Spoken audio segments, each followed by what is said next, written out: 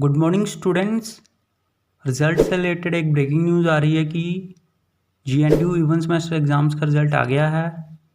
तो जिन जिन क्लासेस का रिज़ल्ट आया है वो हैं MSc microbiology 5 year integrated programme second semester, fourth semester, MSc molecular biology and biochemistry second semester, fourth semester, MSc physics 5 year integrated programme second semester, fourth semester, MSc zoology second semester, fourth semester.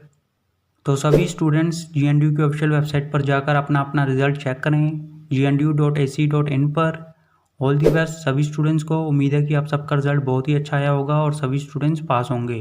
तो जैसे ही किसी और class का या फिर किसी semester का result आता है तो हम आपको बता देंगे। तब तक इस वीडियो को लाइक कर दो, शेयर कर दो, चैनल सब्सक्राइब कर दो और बेल आइकन ज़रूर प्रेस कर देना। Thank you.